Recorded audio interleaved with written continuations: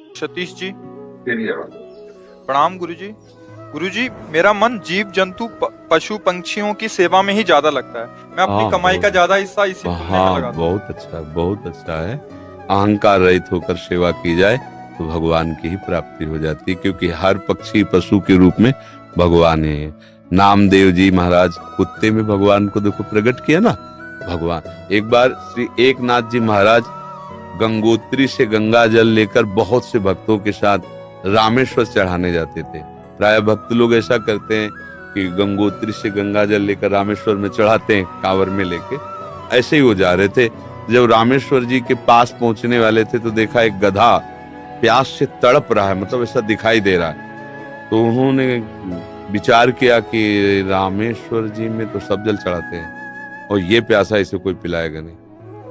गंगोत्री से लाए थे रामेश्वर जी के लिए, नजदीक गए और गोद में गधे का सर लिया और हर हर महादेव करके पूरी गंगा जली जे ही गंगा जली पिया। तो और जो साथी थे सब हंसने लगे, यार मतलब इतनी मेहनत करके वहां से लाए और पास ही आ चुके थे रामेश्वर के, वहां नहीं चढ़ा, एक गधे को पिला दिया।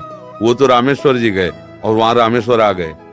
गधे को जे ही गंगा जल पिलाया तो भगवान उठ के बैठ गए, बोले मैं ही था, तुम्हारे को देख रहा था कि तुम केवल मूर्ति में ही मुझे समझते हो या सब जीवों में भी मुझे समझते हो।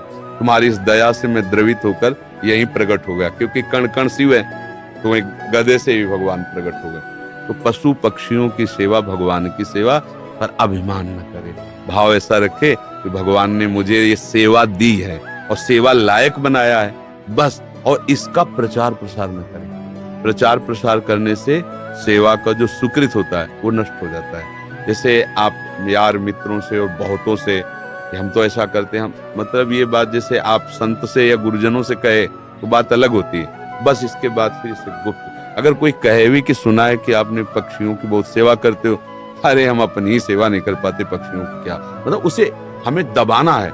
हमसे पाप बन जाए तो कह देना है, पुण्य बन जाए तो छुपा लेना है। पर अपने लोग उल्टा करते हैं, पुण्य बनेगा तो पोस्टर छपवा देंगे और पाप बनेगा तो कसम खा लेंगे कि किया ही नहीं है।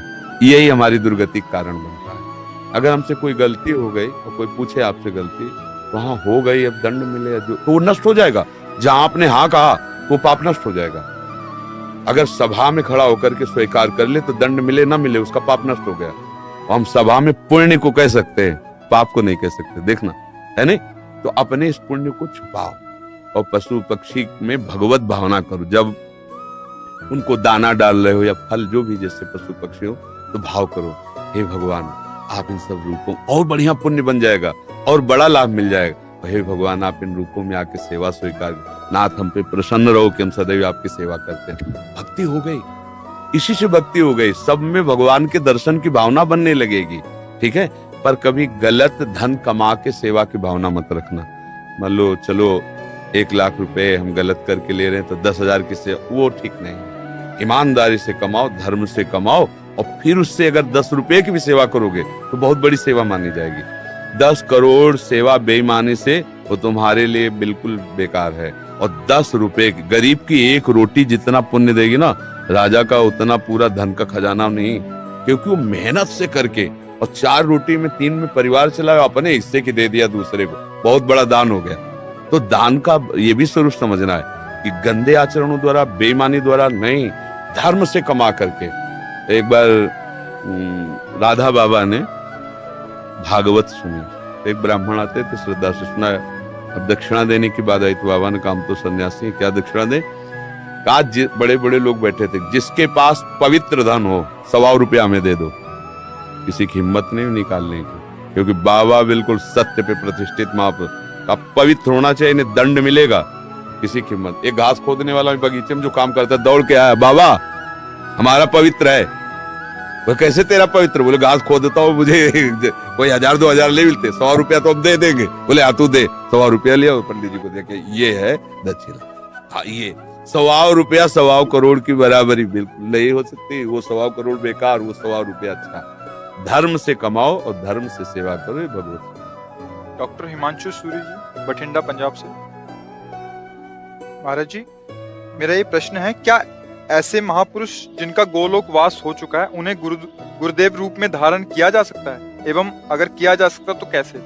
7 वर्ष की आयु से ही संकीर्तन सम्राट स्वामी श्री मुकुंद हरि जी महाराज जी के भाव भजन गा रहा हूँ और उनसे बहुत प्रेरित और उन्हीं को अपना गुरु माना है। उनके वचनों का पालन करो, वो जो आज्ञा किए हैं जीवन में कभी तो बोले ही है ना। हाँ, उनके उपदेश पकड़ लो और जो नाम कीर्तन वो कर रहे थे वही नाम कीर्तन करो, वही नाम जप करो। जो भगवत प्राप्त महापुरुष हैं वो थे, है, रहेंगे, तीनों में बराबर होते हैं। ये भूत भविष्य वर्तमान काल जीव के लिए है, जो ईश स्वरूप होते हैं उनके लिए नहीं। वो थे भी, वो हैं भी और वो रहेंगे भी।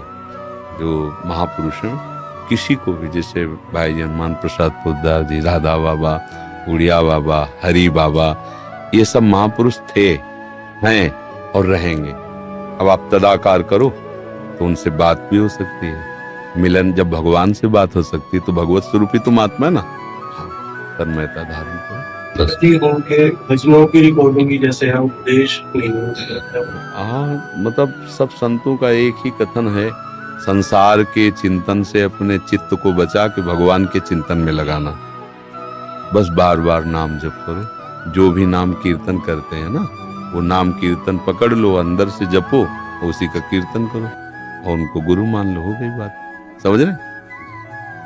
और संतों का संग करते रहो, जिनसे आपका मन मिले, जिनकी बात सुनकर आपको अच्छा लगे और हृदय शीतल हो जाए, उन संतों के वचन प्रगट में सुनते रहो और नाम और गुरु भाव उधर रख लो। मनोज कुमार दिल्ली से। सतगुरुदेव भगवान, आपके चरणों में कोटि कोटि प्रणाम। गुरुदेव भगवान, पराये सभी शिष्य अपने गुरुदेव का मानसिक चिंतन करते हैं, लेकिन गुरुदेव वो परम सौभाग्यशाली शिष्य कौन से लक्षणों से युक्त होता है जो कभी कभी अपने गुरुदेव के चिंतन में भी आ जाता है? जिसका अस्तित्व खत्म हो जाता है वो कभी कभी नहीं, वो गुरुदेव में ही हो जाता है। जब तक शरीर और शरीर के भोग और शरीर संबंधियों से अपनापन है, तब तक गुरुदेव को हमने माना है। जैसे संसारिक किसी को हमने पिता माना, माता माना, रिश्ते नाते माने, उसी में एक और नाता मान लिया, गुरु। अब जिसने अपना अस्तित्व अहम में टिका होता है, जिसने अपना अहंकार गुरु जी के चरणों में दे दिया। अब जैसे आपकी आज्ञा वैसा ही हमारा जीवन है, आपका कृपा कटाक्षी हमारा मोक्ष मूलम गुरु कृपा। जिसने गुरुदेव को अपना अहम देकर सतत उनकी आज्ञा पर चला, तो गुरुदेव को चिंतन नहीं करना होता। गुरुदेव उसके हृदय में बैठते हैं, वो गुरुदेव के हृदय में सदैव रहता है। भगवान अपनी भक्ति के लिए कहते साधु हृदय में हम, साधु नाम हृदय। मैं उनका हृदय हो जाता हूँ, वो मेरा हृदय हो जाते हैं। और सही पूछो तो वो गुरु स्वरूप ही हो जाता है। सच्चा शिष्य वही जो गुरु स्वरूप हो गया। जैसे प्रियालाल जिसको अपना परिचय दे देते हैं तो प्रियालाल मैं हो जाता है, उसमें कोई अंतर नहीं। जानत तुम्हें हो जाए, सोई जाने जेहि देहु जनाई। जिसे वो जना देते हैं वो उन्हीं के में हो जाता है। ऐसे गुरुदेव का सच्चा शिष्य वही है जो गुरु स्वरूप हो जाता है। सांसारिक राग, सांसारिक भोग, सांसारिक चिंतन रहित, सदैव गुरु के बताए हुए नाम मंत्र में तल्लीन है, वही गुरु का स्वरूप हो जाता है। गुरु निष्ठा, नाम निष्ठा, धाम निष्ठा, इष्ट निष्ठा, ये बड़ी दुर्लभ बातें हैं, किसी बिरले के हृदय में आती है। और ये निष्ठा आ गई तो निश्चित वो उसी को प्राप्त हो जाता है जिसकी जो, जैसे अभी हमारी शरीर निष्ठा है सबकी, तो हमें भोग की चाह है, मान की चाह है, प्रियता है, संसार सारा प्रपंच है। और जिस दिन भगवान निष्ठा आ गई तो सारा प्रपंच खत्म हो गया, भगवत निष्ठा आ गई। भगवान के चरणारविंद में आसक्ति प्रेम, या प्रियालाल के चरणारविंद में आसक्ति प्रेम। पहले तो समझना है कि इष्ट और गुरु केवल कहने को दो शब्द हैं, पर्यायवाची, दो नहीं है।